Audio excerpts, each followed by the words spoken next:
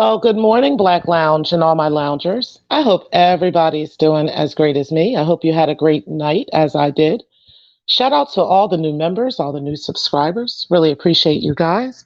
As you know, I will be having adult night coming up on Sunday, and I have game night coming up next Sunday for our members. So make sure that you hit that join button so that you can join all the festivities and know what we're doing here behind the scenes in the VIP lounge. Also, hit that notification bell and subscribe so that you can stay up to date on everything that Black Lounge puts out. Um, as you might see from the thumbnail, I wanted to talk about, and I'm actually going to put a link to her video in my description. This is an open letter to Tales from the Cult. And I really wasn't sure at first how I wanted to approach this situation because it is a domestic violence situation, or it is a violence situation between a male and a female. And it's pretty sensitive, especially with me being a woman. I want to make sure that I am not attacking another woman in a situation like this, that I'm not gaslighting that woman, and her decisions on what happened in the situation, because that's not the case. That's not my intentions. Um, if you ever find yourself, first of all, before we go any further, if you ever find yourself in a situation that domestic violence is an issue, you do have options. There is the National Domestic Violence Hotline. You could call 1-800-799-SAFE. Contact your local police. I do know that a lot of women, including myself, don't have much faith in local police when it comes to situations like this, because a lot of times police just don't believe us, especially Black women, Black and brown women. So, I just wanted to put that out there, but there are options sometimes in some situations. But one of the options that you also have, and again, like I said, I'm not saying that this is easy or that this is something that, everybody can just do. But one of the options that we do have is to remove ourselves from a situation early on before it goes into a deeper situation. Some women are not in that mental capacity to do so for various reasons. But ultimately, these are the things that would protect us from situations like this. These are some of the things that can protect us from situations like this. So I was listening to Tales from the Cult, and I heard her story on what happened when she picked up a friend from the airport, or a former friend from the airport. And this friend became violent with her after she realized that, she didn't want to take this person to where they wanted to go without her giving them gas money. I mean, without him giving her gas money. Um, Now, I'm not sure. I think there's some parts in between the story that are missing. I just don't know whether they were involved with one another, if their relationship was more emotional. I'm not really sure what happened there. It just sounds like there's a lot more going on behind the scenes than what was actually put out. And there's always his side, her side, and the truth. Okay. So you never really know fully what actually happened. But what I can say based off of what was told to us from Tales from the Cult, what I got from it is that it was an argument that went wrong. And in the argument, she had some choices there, because she actually put out to us what actually started the violence. Okay. And it wasn't the man. According to her, it wasn't the male in the situation. They were arguing, they were going back and forth. And she had told him she wanted him out of her car at this point, and that he needed to exit from the car. So, in him exiting from the car, he actually put her car in park right in the middle of traffic.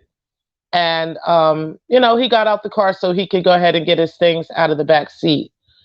And she was trying to get him out of there and telling him, well, you're going to give me that gas money anyway, regardless, you're going to give me that gas money. And he's saying, no, I'm not giving you nothing. Or that wasn't the words he used, but in so many words, he said, no, I'm not giving you nothing. And she insisted that he did. And so instead of, like saying, all right, he's not going to give me gas money. I've already come out. I've already done this. She's decided to grab the glasses off his face. Okay. So I'm not saying that he had the right to beat her ass after that, because he didn't. But she also did not have to put her hands on him and take those glasses off his face. I'm not saying that it's the same thing, but you got to think about a situation. If you're in a situation where it's already heated, where you're already, in a situation where you're already angry at each other, why exacerbate the situation more and then turn around and say, oh my God, I can't believe he did this? He was already angry. See, as women, we kind of got to be careful how we approach men when it comes to certain situations, when it comes to arguments, when it comes to stuff like that. Now, again, I want to make it clear. I'm not in any way condoning a man whooping a woman's ass. I'm not condoning that in no way, shape, form, or fashion. But there is a flip side to that. Men are human too, okay? Men are stronger by nature than women. If they hit a woman, it's going to have more impact than it does when he's hitting a man, or if a woman is hitting a man, okay? For the most part, it's going to have more impact. So knowing those things, there are just certain things that women can do to protect themselves in situations like this. If you're already in a heated argument with this man, is it better for you to get away from him as opposed to how you said you wanted to? You wanted him out of your car.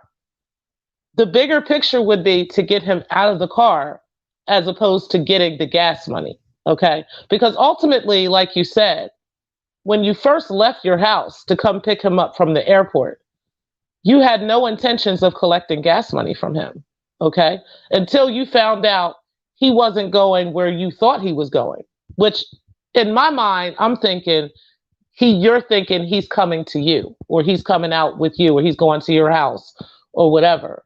It really wouldn't make a difference if he was going to his house or if he was going to pick up his car from his father's house.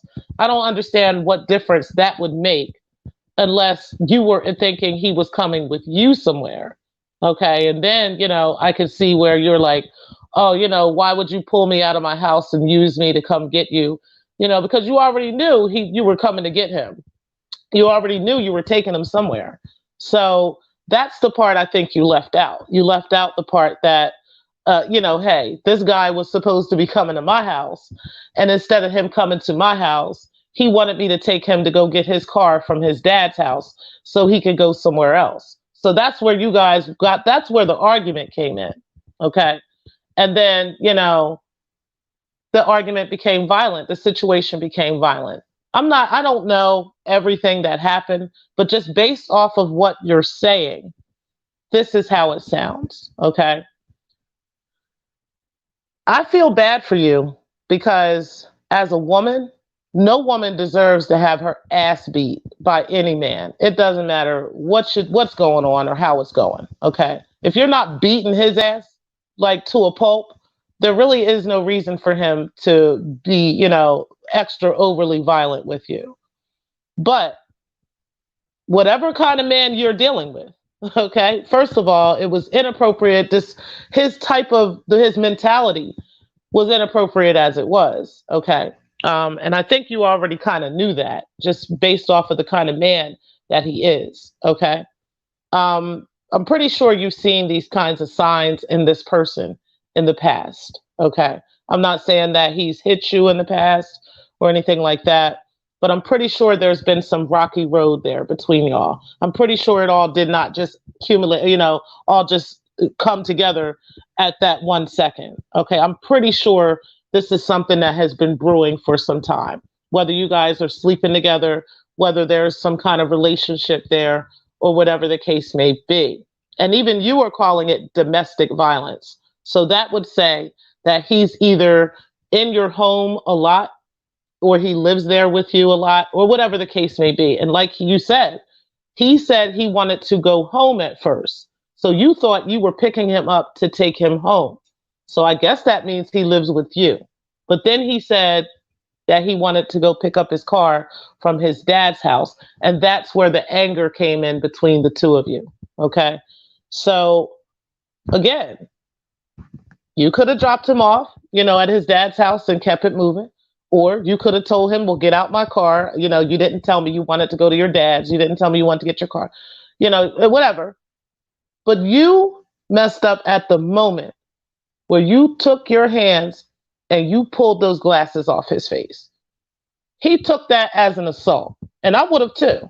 If somebody pulls my glasses off my face, which that has happened to me before, if somebody pulls anything off my face, anything off my body, anything that's on my body, and you take it off, that's violence. That is violence, okay? You got to keep it 100 with how you approach this situation and how you could have made changes in that situation, how you did not have to be in that situation in the first place. But you got in that situation, and I'm glad that you're safe. But I hope that you take this as a learning lesson, okay? First of all, as women, we got to be careful with the type of men we allow into our lives, okay? We have to vet the type of men that we allow into our lives. And we have to be careful with how we allow men to approach us, how we allow men to treat us, okay? If a man knows that he can call you up and you're going to come out and do whatever he wants you to do, whenever he wants you to do it, he's going to treat you like that. Okay. So you have to set the bar and set the standard for how people treat you. If you don't want a man, being inappropriate with you, you have to draw the line. You're the one. It's up to you. It's your, responsibility to make sure that you draw that line, to make sure that you are commanding respect from him, and also make sure that you're not putting yourself in a vulnerable position. Okay, it's up to you to do that. I'm not no expert at this. I'm not no guru, but at the same time, I think I've lived long enough and been through a few situations where I kind of know how to, behave, and I know how to conduct myself. And I don't think I'm the only woman that knows these things. And again, I have sons. I would never condone my sons beating any woman's ass or anything like that. As a matter of fact, in a situation like this, if my son was in that situation, I would expect my son, even if she snatched the glasses off his face, I would expect him to just walk away at that point, because she's not beating you down. She's not hitting you. Even though you're angry, even though, that pissed you off, it doesn't warrant you fighting her. Okay. And I don't think it warranted him fighting her. But I also think that she knew already the type of person that she was dealing with. This did not just come up last night. This has been brewing. This has been that kind of person. Okay. And like I said, I think it's important for you, for us as women, not to even be in situations like that with men like that in the first place. But if you happen to be so in a situation like that, where you're picking up a man from the airport or whatever the case may be, picking him up from work or whatever the case may be, if you know that this is the kind of man you're dealing with, this is the kind of personality he has, why are you engaging? Why are you engaging? Self-care is what you got to practice. You got to practice loving yourself and caring for yourself. Because if you love yourself and you care for yourself, you wouldn't have been putting yourself in that position in the first place. Just like he could call his cousin up to box you in, while you're calling the cops frantically over this man hitting you, just like he can call his male cousin up to come get him and to box you in a situation like that, he could have called that same male cousin to come get him from the airport. He called you because he knew he could use you. Okay, so this is the type of man that you're dealing with. Women, we have to take responsibility for that portion of it. I'm not saying that you getting beat down by a man is your fault, but I'm saying that you can prevent this, okay? You actually can do things to prevent things like that from happening. Number one, you got to be okay with being alone, okay? It is actually okay to be alone. You don't have to be in a relationship. There's no book that's written that says you must be in a relationship. You must be involved with somebody, okay? You could be alone. It's fine until you find the appropriate person. It is okay. Number two, you got to get used to being alone, okay? You got to get used to, not always having somebody around, going on and finding activities that you like doing by yourself, okay? So that you can become whole and that you can be ready for the proper man and the proper relationship in life, okay? Because as long as you're harboring these things and these things that will hold you back from having good things like that, this is what you're always going to get. You're going to get whatever you put out in the universe. So if you're putting out in the universe, hurt, brokenness, and all this stuff, this is what you're going to get back. Okay. But if you put out wholeness, peace of mind, soundness of mind, this is what you're going to get back. And it's funny because men who aren't whole, who aren't sound in mind, wouldn't even be attracted to you if you are whole and sound in mind. You're only going to attract what you're putting out. So again, that might be some harsh words. It might be tough love, but I had to keep it real. I was all good until I heard you say you snatched those glasses off his face. And that was before he had put any hands on you, threatened to put hands on you or anything. Okay, all he did, like you told him to get out your car, that's what he did. And he wasn't giving you anything after you said, get out of my car. And then you snatched his sunglasses off his face. Of course, at that point, with him being the type of guy he is, apparently, and being as angry as he was, apparently, what did you expect? And I'm just keeping it real. I have to say that. I'm not saying that because, like I said, I'm not saying that he's right. Right is right and wrong is wrong. He's dead wrong. But what did you expect? You understand? What did you expect?